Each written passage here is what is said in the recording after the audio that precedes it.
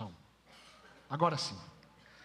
Queridos, em um período de desesperança, quando os discípulos eles viram o Salvador, a esperança deles crucificada na cruz do Calvário, muitos se dispersaram, alguns por medo das autoridades, pensando sobre o que aconteceria com eles. Outros estavam sendo lembrados de algumas das últimas palavras de Jesus. Mas esse período em que Jesus Cristo, ele foi crucificado e logo depois sepultado, nós vemos a igreja experimentando aqueles primeiros discípulos, aqueles primeiros cristãos, experimentando um tempo de não apenas desconforto na alma, desesperança, mas também confusão. É verdade que por vezes nós também experimentamos tempos de confusão. Eles estavam tão dispersos, tão confusos, que eles seguem o caminho deles em direção à cidade de Emaús. Nós temos aqueles que deveriam ser colunas da igreja, Pedro, Tiago e João, voltando à velha vida. E nós estamos percebendo que esses discípulos, eles estão sem saber o que fazer, a partir do momento em que o Salvador deles, a esperança deles havia sido crucificado, mas não apenas morto, mas também sepultado. E a palavra de Deus diz que Jesus, ao ser ressuscitado dentre os mortos, Jesus vai de encontro a esses discípulos confusos, a esses discípulos desesperançosos, e ele encontra os dois no caminho de Emaús, e ele faz com que o coração deles se queime ao ouvir a sua voz. Logo depois, Jesus, ele aparece naquela sala onde os discípulos estão reunidos, em uma sala trancada, com as portas fechadas, porque eles estão com medo. E Jesus aparece, e Jesus fala com eles, e Jesus dá a eles esperança. A Bíblia relata nos evangelhos, e eu estou me apoiando no evangelho de Lucas, no final do evangelho de Lucas, que Jesus Cristo, ele andou entre os seus discípulos por 40 dias após a sua ressurreição. E após esse período, eles estão ali no Monte das Oliveiras, Jesus e os seus 11 apóstolos. Judas não está mais, Judas, o traidor, ele se enforcou, ele morreu. Então nós temos Jesus com os seus 11 apóstolos no Monte das Oliveiras, e Jesus ele dá uma ordem para eles: permaneçam aqui em Jerusalém, permaneçam em Jerusalém, porque vocês receberão poder ao descer sobre vocês o Espírito Santo, e vocês serão minhas testemunhas, tanto em Jerusalém, como Judeia, Samaria, e até os confins da terra. O que nós estamos vendo, e o que eu estou falando, meus irmãos, é a continuação do Evangelho de Lucas e o livro de Atos. Lucas, ele está registrando e mostrando para Teófilo que esta igreja emergente, esse povo, que Teófilo, ele está vendo não apenas crescer, mas enfrentar muitas dificuldades. Nós já falamos sobre isso. O tempo em que Atos foi escrito é aproximadamente 63 depois de Cristo.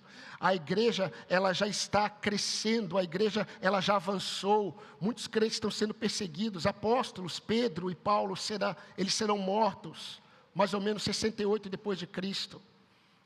Lucas, ele quer mostrar para Teófilo que esta igreja é uma igreja revestida por Cristo. É uma igreja revestida, nós já vimos, de autoridade e poder. Autoridade e poder que Cristo conferiu a ela. Autoridade e poder para serem testemunhas.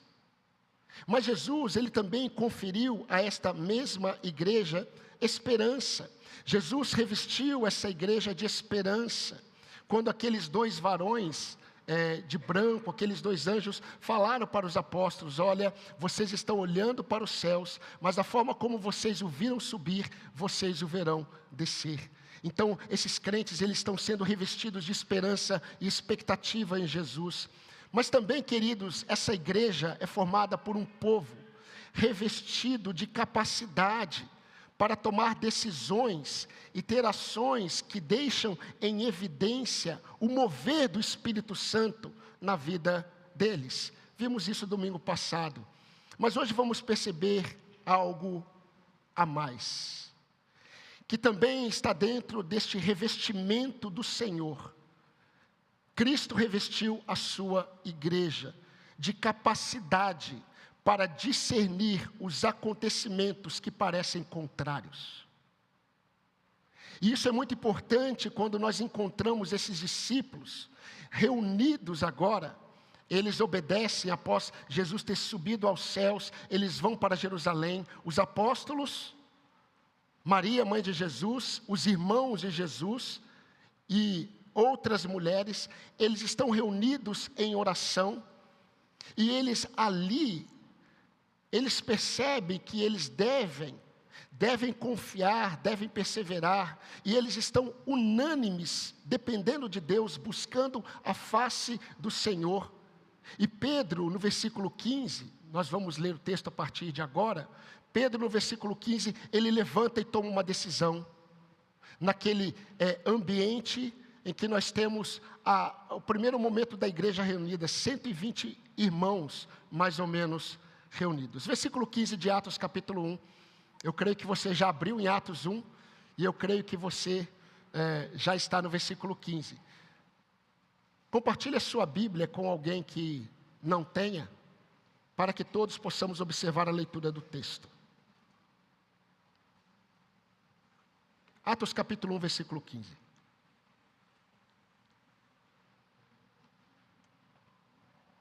Naqueles dias, Pedro se levantou no meio dos irmãos, que formavam um grupo de mais ou menos 120 pessoas, e disse: irmãos, era necessário que se cumprisse a escritura que o Espírito Santo predisse pela boca de Davi a respeito de Judas, que foi o guia daqueles que prenderam Jesus.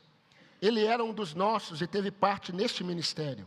Ora, este homem adquiriu um campo com o preço da iniquidade, e caindo de cabeça rompeu-se pelo meio, e todos os seus intestinos se derramaram. Isso chegou ao conhecimento de todos os moradores de Jerusalém, de maneira que em sua própria língua esse campo era chamado Aceldama, isso é, campo de sangue. E Pedro continuou: porque está escrito no livro dos Salmos: fique deserta a sua morada, e não haja quem nela habite, e que outro tome o seu encargo. Portanto, é necessário que dos homens que nos acompanharam todo o tempo em que o Senhor Jesus andou entre nós, começando no batismo de João, até o dia em que foi tirado do nosso meio e levado às alturas, um destes se torne testemunha conosco da sua ressurreição. Então propuseram 2, José, chamado Barsabás, também conhecido como Justo, e Matias, e orando disseram: tu, Senhor, que conheces o coração de todos, revela-nos qual dos 2 escolhestes, para preencher a vaga neste ministério e apostolado, do qual Judas se desviou, indo para o seu próprio lugar. Depois fizeram um sorteio, e a sorte caiu sobre Matias, que foi acrescentado ao grupo dos 11 apóstolos. Até aqui. Meus irmãos, pensando nesta verdade, de que a igreja, ela é formada por homens e mulheres alcançados pela graça de Deus, e revestidos de capacidade para discernir os acontecimentos que parecem contrários, eu quero de forma prática trazer uma lição principal que vai ficar mais claro para a mente dos meus queridos irmãos. A verdade que Lucas, ele nos passa ao relatar esses acontecimentos para Teófilo, é que os acontecimentos na vida dos servos de Deus sempre apontam para a condução soberana do Senhor. Eu vou repetir. Os acontecimentos dos servos de Deus sempre apontam para a condução soberana do Senhor. Versículo 16 e 17 são os 2 textos que eu vou me apoiar para sustentar essa verdade. Pedro, ele ao levantar do meio, dentre os irmãos, ele diz: irmãos, era necessário que se cumprisse a escritura que o Espírito Santo predisse pela boca de Davi, a respeito de Judas, que foi o guia daqueles que prenderam Jesus. Ele era um dos nossos e teve parte neste ministério. Meus irmãos, quando eu penso nesta verdade e eu falo sobre servo de Deus, eu quero em primeiro lugar pensar naquilo que o texto ele nos conduz para pensarmos. Este servo de Deus que nós estamos pensando primeiramente é Jesus. Em Atos capítulo 4, quando Pedro ele está perante o sinédrio e ele vai falar sobre Jesus, ele chama Jesus de o santo servo de Deus. Essa perspectiva, queridos, da soberania de Deus nos acontecimentos estava presente na mente dos apóstolos. Eles entendiam isso. Vejam a pregação de Pedro, a primeira pregação de Pedro, a primeira pregação na igreja, em Atos capítulo 2, 23 a 24. Veja o que Pedro disse sobre a crucificação de Jesus e sobre a ressurreição dele. Diz assim: sendo este Jesus, entregue pelo determinado desígnio e presciência de Deus, vós o matastes, crucificando-o por mãos de iníquos, ao qual, porém, Deus ressuscitou, rompendo os guilhões da morte, porquanto não era possível fosse ele retido por ela. O que Pedro está dizendo, meus irmãos, é que Jesus ele foi entregue para ser crucificado pelo determinado desígnio e presciência de Deus. É o que ele está dizendo lá perante as autoridades dos judeus. Mas de acordo com Paulo, quando ele escreve aos Coríntios, 1 Coríntios 15, versículo 6, após a ressurreição de Jesus, Jesus apareceu para 500 pessoas de uma vez só. Isso provavelmente aconteceu na região da Galileia. Mas o texto aqui não está na região da Galileia, o texto aqui está em Jerusalém. Em Jerusalém nós temos um grupo reunido, um grupo de 120 pessoas, 120 irmãos. A liderança, os apóstolos, eles estão ali presentes. E é interessante, meus irmãos, porque provavelmente, entenda isso, nós temos que, em todas as narrativas, tentar sentir, perceber o que talvez estava presente no coração ou nos corações daquelas pessoas. Algo acabara de acontecer. Jesus, ele há pouco tempo foi crucificado. As esperanças se foram. Logo depois Jesus, ele aparece ressuscitado depois de 3 dias. Jesus anda com eles por 40 dias. E Jesus, depois, ele é elevado aos céus. Neste momento em que Pedro, ele se levanta e começa a dizer isso a esses irmãos, a esta primeira igreja reunida. Queridos, muitas coisas, muitas respostas não estavam respondidas em seus corações. Muitas perguntas, muitas questões, provavelmente ainda estavam presentes em suas mentes. E quando eu penso nessa possibilidade e olho para mim, eu chego à conclusão que isso é possível. Porque eu não sei você, mas não é verdade que por vezes a nossa mente ela se torna vagarosa para entender aquilo que de fato está acontecendo conosco? Principalmente naqueles acontecimentos que parecem ter saído do nosso controle e trazem questionamentos na nossa alma. Eu creio que alguns desses discípulos que estavam reunidos, provavelmente alguns deles, eles estavam se perguntando, como Judas pôde ter entregado Jesus às autoridades como malfeitor? Como Judas, ele fez isso com Jesus? E tem uma pergunta, meus irmãos, que eu creio que talvez você esteja fazendo exatamente nesse momento da sua vida. Como seria diferente se isso não tivesse acontecido? Como seria diferente se Judas não tivesse feito isso? Talvez na mente de muitos, as coisas que estavam acontecendo, entenda, Jesus não está mais entre eles. Talvez alguns, eles tivessem essas questões, porque quando o Espírito Santo ele levanta Pedro, ele vai falar sobre Judas, sobre o ministério de Judas. Também existem, queridos, alguns acontecimentos que costumam trazer revolta aos corações de pecadores. Eu creio que muitos desses discípulos, eles talvez estivessem revoltados com aquilo que aconteceu. Não apenas com Pedro, mas também com as autoridades de Israel. Muito mais com os romanos. E é interessante porque quando nós olhamos para a história do cristianismo, o cristianismo apostólico romano, a Igreja Católica Apostólica Romana, ela tem uma data chamada Sábado de Aleluia, em que nesse Sábado de Aleluia, o que eles fazem? Malham Judas. A famosa malhação de Judas. O boneco de Judas é apedrejado, queimado, pisoteado.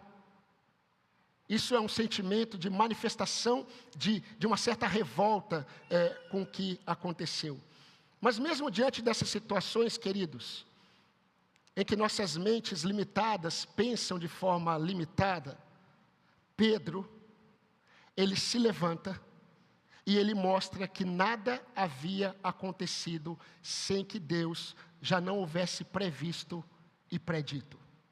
Isso é maravilhoso, porque após perseverante oração da igreja, Pedro se levanta e ele começa a ensinar, ele começa a falar como os últimos acontecimentos em nada afetaram os propósitos eternos do Senhor.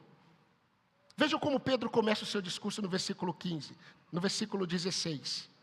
Irmãos, é o discurso dele. Irmãos, convinha que se cumprisse a Escritura, que o Espírito Santo predisse por boca de Davi a respeito de Judas. É assim que ele começa o discurso dele.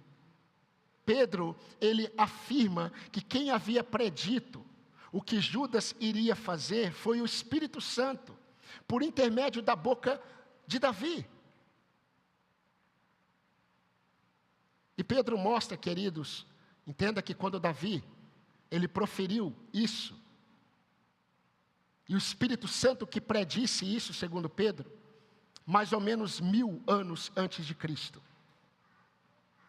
E o que Pedro ele passa a dizer a esses primeiros irmãos, queridos, foi que tudo estava previsto por Deus e nada fugiu de seus propósitos eternos.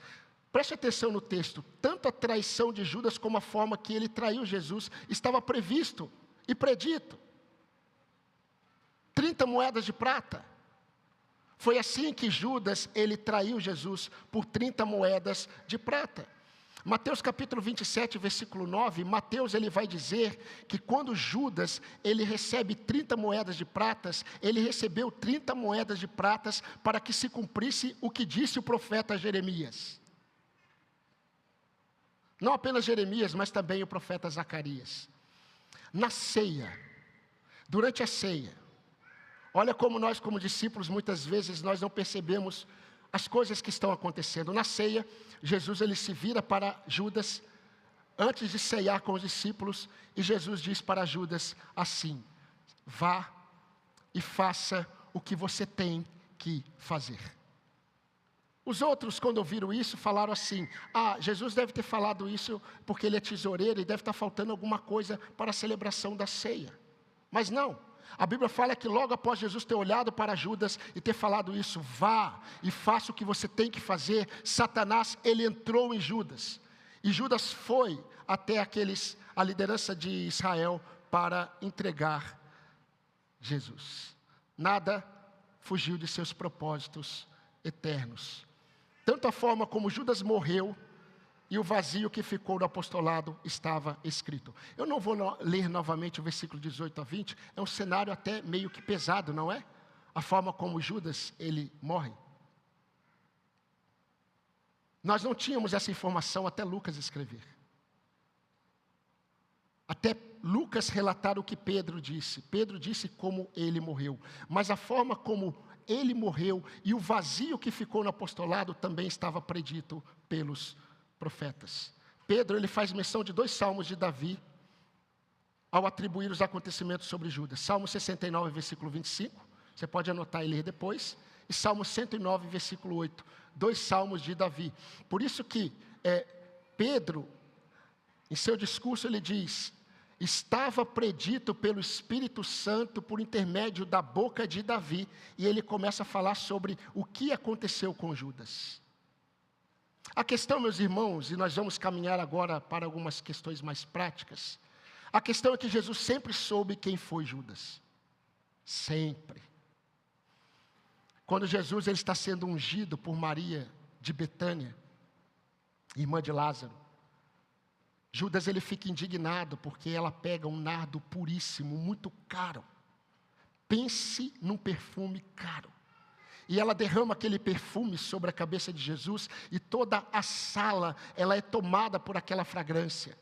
E Judas fica indignado, e Judas diz assim, são aquelas palavras com roupa de piedade: ela não deveria ter feito isso. Seria melhor se tivesse vendido esse perfume caro e dado aos pobres. João, ele diz assim, ele disse isso, não porque ele estava preocupado com os pobres, mas porque ele era ladrão, e a bolsa estava com ele, porque ele era o tesoureiro. Jesus sabia quem Judas era. Mas vamos abrir um parênteses aqui. Falando em Judas, não é interessante quando nós pensamos nisso? Mesmo sabendo quem Judas era, Jesus nunca o privou de todos os seus ensinamentos. Jesus nunca o privou de todas as bênçãos, dos milagres que ele presenciou juntamente com os outros apóstolos. Mesmo sabendo quem Judas era, Jesus nunca o privou das manifestações de suas misericórdias. Mesmo sabendo que Judas era o traidor, Jesus nunca o tratou como um traidor. O que aconteceria com Judas se fosse comigo e com você? Se nós soubéssemos que ele nos trairia, depois de 3 anos, andando e vivendo conosco. Essa é a diferença, irmãos. Quando o coração de quem julga também é pecador, sempre ocorrerão injustiças. Por isso que o crivo de julgamento, o padrão de julgamento do Senhor é Ele mesmo. E quando o Senhor, Ele nos chama a imitá-lo diante das ofensas que nós sofremos, Ele é o modelo. Se Jesus, Ele não nos trata segundo as nossas ofensas, nós também devemos agir como Ele. Se Jesus manifesta sua misericórdia e graça, mesmo sabendo que o traímos tantas vezes com os nossos muitos ídolos do coração, nós deveríamos manifestar mais misericórdia e graça diante das faltas dos outros. Se Jesus o tempo todo descansou na justiça do Pai, nós também deveríamos agir assim. Olha o que Pedro, em sua primeira epístola, falou sobre Jesus. Diz assim: porque para isto sois chamados, irmãos, pois também Cristo padeceu por nós, deixando-nos o exemplo para que sigamos as suas pisadas, o qual ele não cometeu pecado, nem na sua boca se achou engano. Quando o injuriavam, ele não injuriava, e quando padecia, ele não ameaçava, mas ele entregava-se àquele que julga justamente. Se Jesus permitiu que Judas participasse de todas as suas bênçãos terrenas, mesmo sabendo quem ele era e o que ele faria, uma pergunta: por que nós queremos justiça a qualquer preço?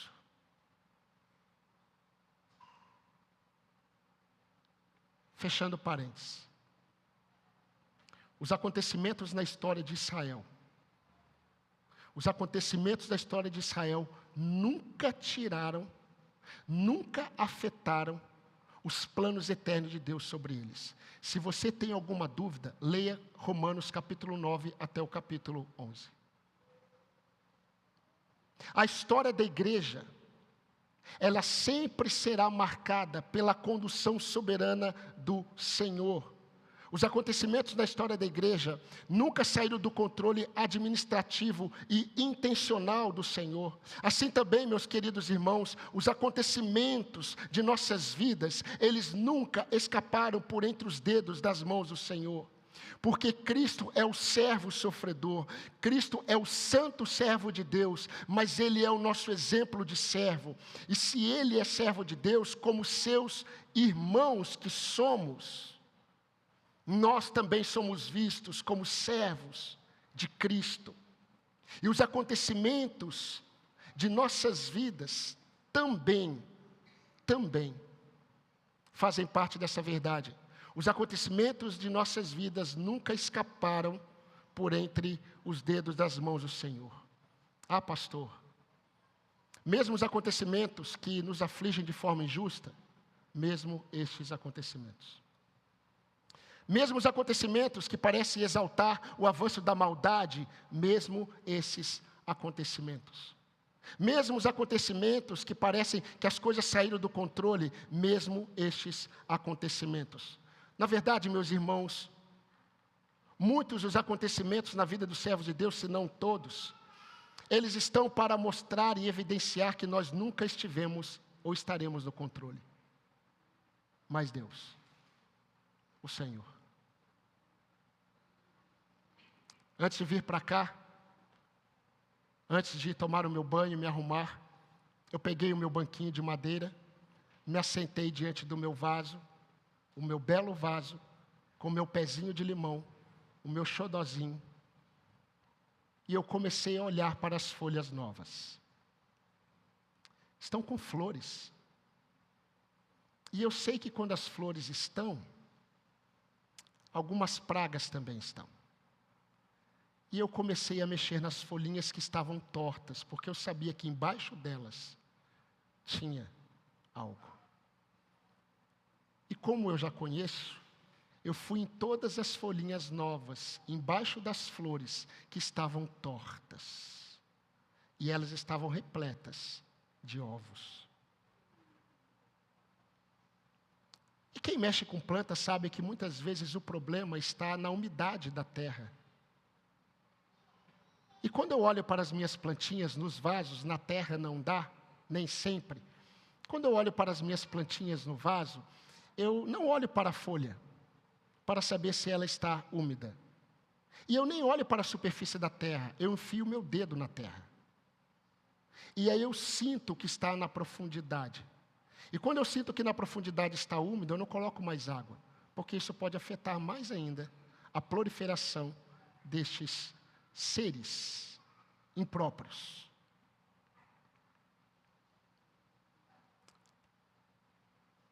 Se Judas traiu, Pedro também. Não é verdade? Somente Deus, Ele é capaz de colocar o dedo e conhecer a realidade da raiz. Porque, como disse certo puritano, e eu já disse isso para os irmãos, as folhas, a superfície podem estar molhadas pelo orvalho, mas a raiz ainda seca. Somente o Senhor conhece a realidade de cada coração. Por meio desta fala de Pedro, eu creio que os primeiros irmãos entenderam que aquilo que aconteceu na traição de Judas e a tragédia que se sucedeu, não havia surpreendido Deus e muito menos mudado o plano eterno de redenção, o plano eterno do Senhor. Teófilo deveria saber disso. A igreja deveria saber disso. Nós devemos saber disso, meus irmãos. E uma observação antes de irmos para a segunda lição. O aparente equívoco no projeto original, ele não foi evidência de que o amor do Pai diminuiu pelo seu servo sofredor. Porque quando nós olhamos, nós vemos um Deus que é santo, que é Pai, permitindo e sabendo de todas as coisas, Ele predisse antes. E mesmo assim, Ele permitiu que Judas traísse Jesus. Ele permitiu que Jesus sofresse consequências desse pecado de Judas. E não apenas Judas, a igreja também padecesse em certo sentido. Mas mesmo assim, mesmo que a prática de Judas Iscariotes tivesse trazido sofrimento a Jesus e a todos os seus discípulos, não diminuiu em nada o amor do Pai pelo Filho. O Pai havia dito: este é meu Filho amado, em quem eu tenho prazer. Os acontecimentos na vida dos servos de Deus sempre apontam para a condução soberana do Senhor. A segunda lição, meus irmãos, ela parece igual à mesma, mas só parece, não é. O Senhor não permite que a sua obra seja afetada pelos acontecimentos. O Senhor não permite que sua obra seja afetada pelos acontecimentos. Nós vamos ver isso dos versículos 24 ao 26. Essa verdade, como eu disse, ela parece ser a mesma da primeira que nós vimos, mas não é. Preste atenção. Em sua soberana condução, o Senhor, Ele não é pego de surpresa pelos acontecimentos que parecem afetar os seus planos. Afetam os corações dos seus servos. Parecem que afetaram os planos do Senhor, mas só é aparência. A questão aqui, meus irmãos, é que não é apenas sobre a verdade de que os seus planos não podem ser frustrados, a Bíblia diz. Há algo a mais. Em sua soberana condução, Deus ele repara. Em sua soberana condução, Deus ele repara o que for preciso para que a sua obra continue. Jesus ele sabia desde o início, e eu fico impressionado com isso. Ele sabia desde o início que Judas não estaria entre os 12. Mas ele havia determinado que teria que ser 12 apóstolos. Ele sabia que Judas não estaria entre os 12 após a sua ressurreição. Ele sabia que quando essa igreja estivesse reunida, 120 irmãos com os apóstolos, teriam apenas 11. Ele sabia disso quando ele passou a noite inteira orando antes de escolher os apóstolos, e ele chamou Judas para segui-lo. Aquilo que aparentemente saiu fora do controle e nunca saiu, mesmo que nos corações dos servos de Deus, as coisas parecem que não estão dando certo, o Senhor vem e revela que não apenas Ele sabe, Ele não apenas administra, mas Ele repara. Ele repara. Ficou uma lacuna, meus irmãos. Ficou uma lacuna no apostolado pela traição e morte de Judas. E ela seria preenchida pela providência de Deus. Pedro diz que isso também estava escrito, sabe por quê? Ele menciona um outro salmo de Davi, e ele diz assim: o Espírito Santo, ele predisse pela boca de Davi: tome outro o seu lugar. Tome outro o seu lugar no apostolado. E quando Pedro disse que era necessário que outro tomasse o lugar de Judas, meus irmãos, não foi por causa de um desejo de Pedro, do tipo assim, está faltando um, a gente precisa preencher o negócio. Eu creio, é tão bonito, 12 é mais fácil, 12, começou com 12, tem que terminar com 12, senão é estranho.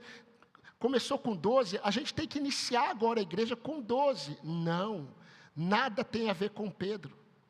Tanto é que quem escolhe não é Pedro, é Jesus. Jesus nomeou os 12. E se Jesus chamou os 12, deveria permanecer 12. Mas Jesus sabia de tudo. Ele sabia que quando ele chamou Pedro após uma noite de oração, Judas após uma noite de oração, no início da igreja, Judas, ele não estaria entre eles. Mas Deus já havia falado isso. Tome outro o seu lugar. Sabe por quê? Os acontecimentos na vida dos servos de Deus, eles sempre são reparados por Deus. A obra de Deus, ela não para. A obra de Deus não pode ser afetada pelos acontecimentos. E Jesus, agora ele deveria decidir entre 2 nomes. Eles tinham 2 nomes. Os 2 nomes que nós temos aqui é José, chamado Barsabás, e também conhecido como Justo, e Matias. Agora preste atenção, meus irmãos, como essa escolha não tinha a ver com Pedro, com os apóstolos, ou com a vontade de Maria e dos demais discípulos. Era a vontade do Senhor. Porque eles sabem que quem tem que escolher é Jesus, por isso eles oram. E olha o que eles oram, olha o que Pedro diz na oração: Tu, Senhor, que conhece o coração de todos, revela-nos qual dos 2 escolhestes. Se Jesus escolheu 12, e um se perdeu, e ele sabia, o outro que tomaria o lugar, poderia ter sido escolhido pela igreja, numa assembleia extraordinária. Mas quem escolheu foi Jesus. E eles oram para que isso acontecesse. Meus irmãos, não é a congregação quem escolhe, mais o Senhor. E voltando aqui ao que estávamos dizendo, o cargo apostólico de Judas, ele não foi afetado pela morte de Judas. Entenda isso. O vazio que ficou no apostolado, ele não foi afetado. Para a igreja talvez sim, mas nunca ficou. O apostolado de Judas não foi afetado pela morte de Judas, apenas foi dado a outra pessoa. Meus irmãos, a obra de Deus é sempre maior do que nós. Os acontecimentos nunca podem afetar a obra que Deus iniciou. Tudo começa com Deus e terminará em Deus. Filipenses 1,6, texto já conhecido da igreja. Paulo disse aos irmãos de Filipos: eu estou plenamente certo. É interessante porque ele escreve isso numa prisão, e a igreja estava preocupada com o que aconteceria com o apóstolo aos gentios. E Paulo escreve: eu estou plenamente certo que aquele que começou uma boa obra em vós, ele há de completar até o dia de Cristo Jesus. Independentemente de vocês, independentemente dos servos, independentemente dos acontecimentos na vida dos servos de Deus. E algo muito importante, meus irmãos, a restauração do Senhor para a continuação de sua obra sempre acontece com os critérios dele. O Espírito de Cristo, nós sabemos que em Atos capítulo 2, com a descida do Espírito Santo, ali é um marco do início da igreja. Mas sabemos que o Espírito Santo já estava conduzindo os apóstolos. E quando Pedro ele coloca critérios para escolher, esses critérios foram orientados por Cristo, não tenham dúvidas. É o Senhor quem dá os critérios para a reparação, para a restauração. Pedro se levanta e diz: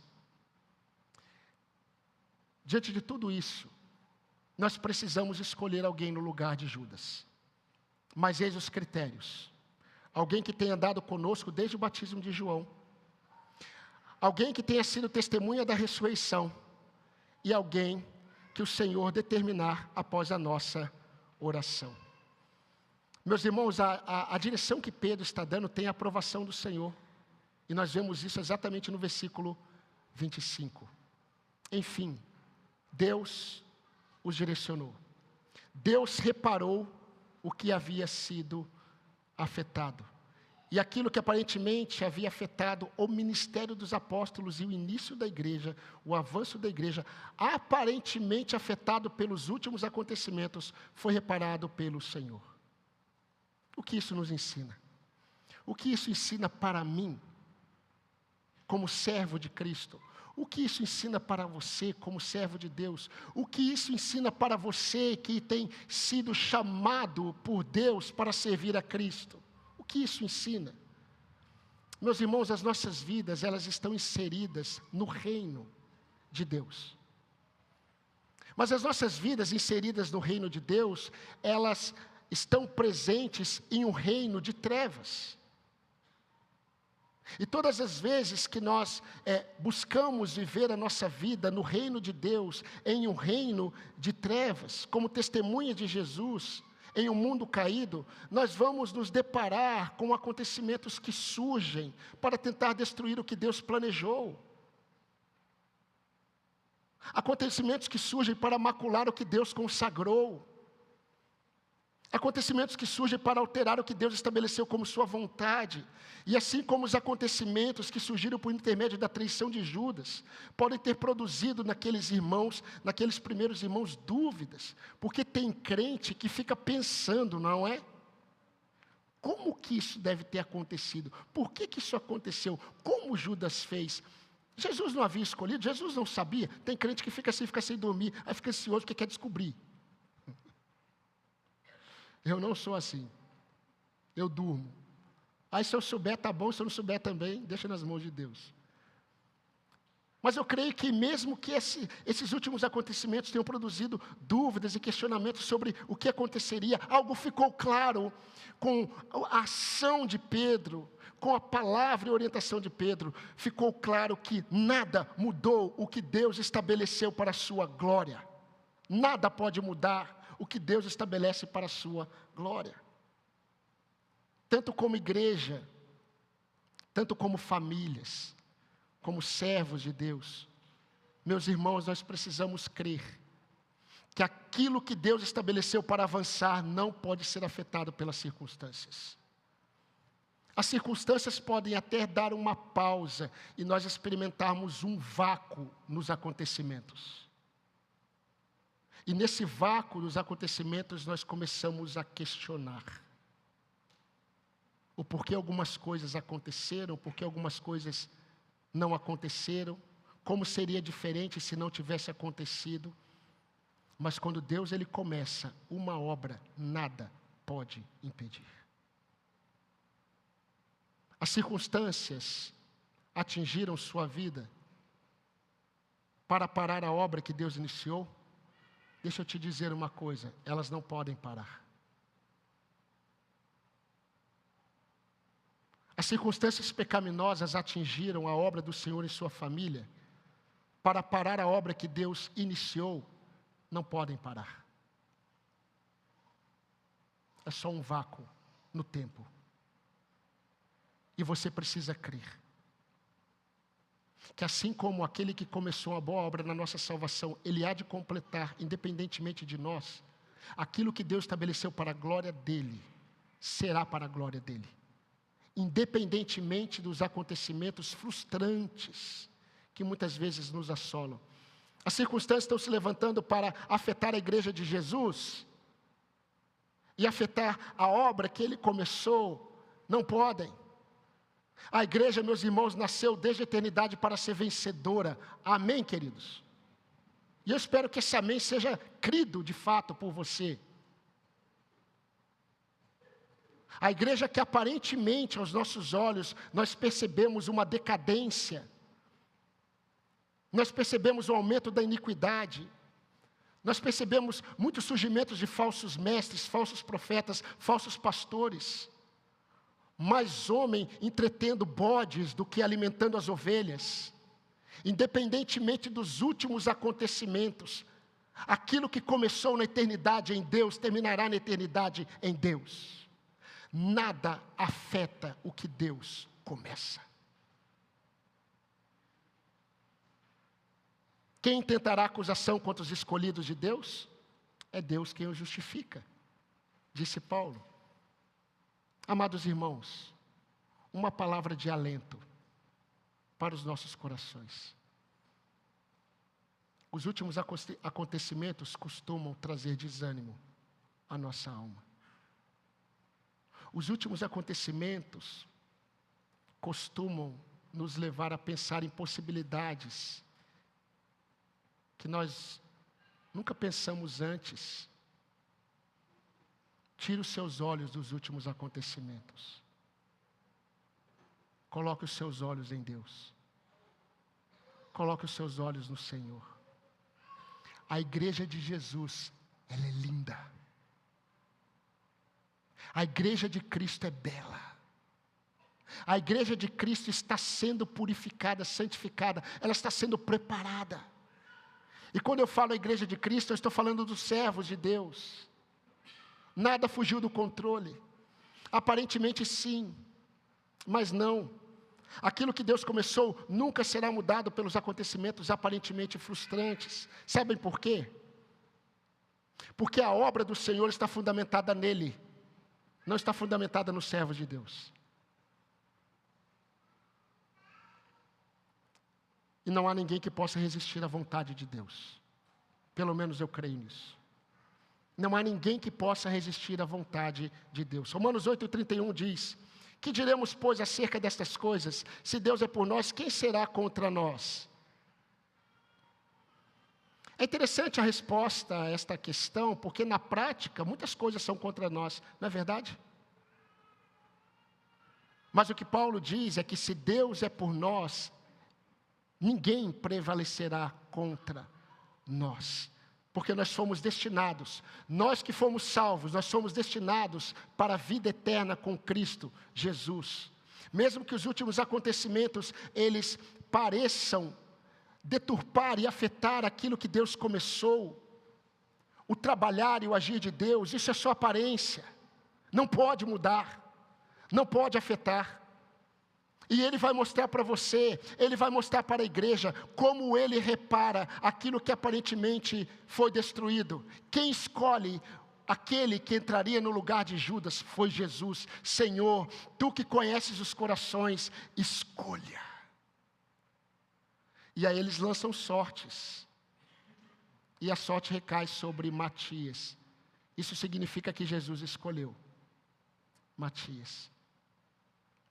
Nada prevalecerá contra nós que fomos destinados para a vida eterna com Cristo. O livro mais antigo da Bíblia, escrito por Jó, no período dos patriarcas. Mesmo que você creia que Jó seja uma poesia, e de fato é um livro poético, mas não significa que essa poesia não seja apenas um relato do que de fato aconteceu. Jó disse: bem sei que tudo podes, e nenhum dos teus planos pode ser frustrado. Deixa eu fazer uma pergunta para você. Você crê nisso?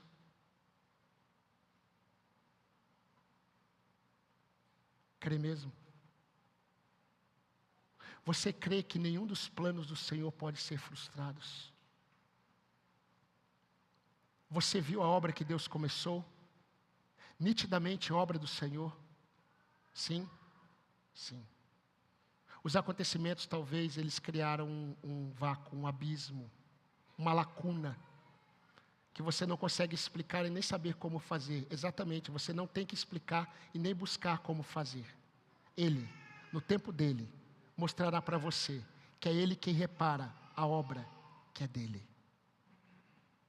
Seja na sua família, seja na sua vida, seja no seu ministério. Se é dele, ninguém pode atingir, ninguém pode afetar. Meu irmão, minha irmã, confie nisso, creia nisso, se apegue ao que Jó entendeu por experiência. E eu termino essa nossa reflexão pedindo a Deus, que Deus abra os nossos olhos para que contemplemos os últimos acontecimentos nesta perspectiva, de que os acontecimentos na vida dos servos de Deus não podem afetar o que Deus começou para a glória dele.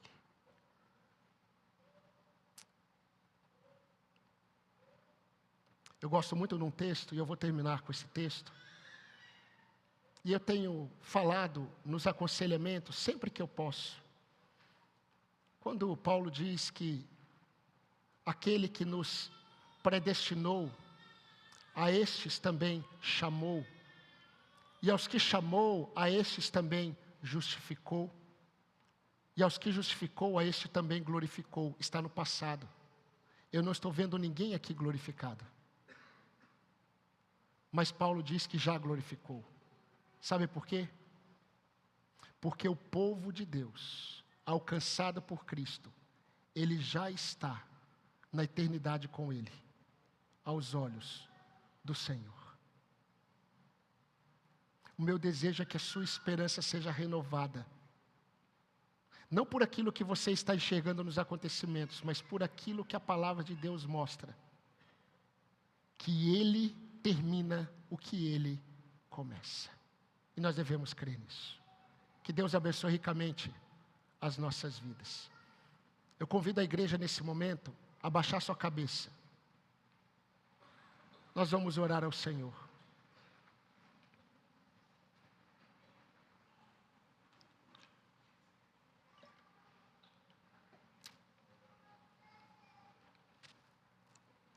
Convido os irmãos do Ministério de Culto que venham à frente.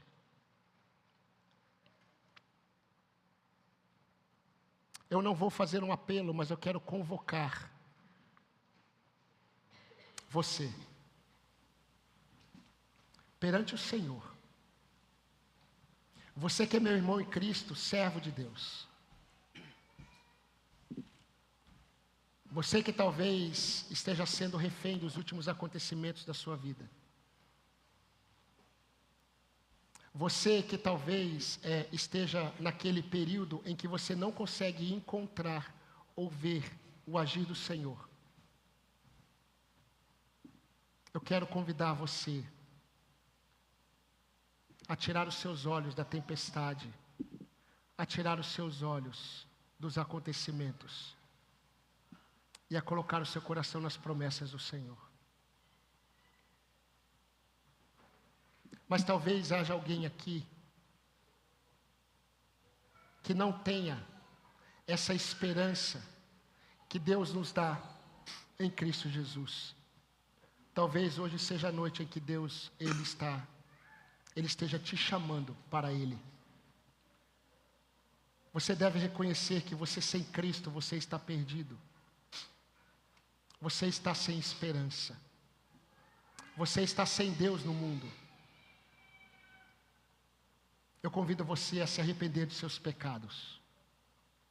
A confessar diante de Deus que você necessita de um Salvador. E esse Salvador é Jesus Cristo. Peça para que Ele salve a sua vida. E te liberte. E te dê esperança. E te dê uma nova vida com Ele. Por toda a eternidade.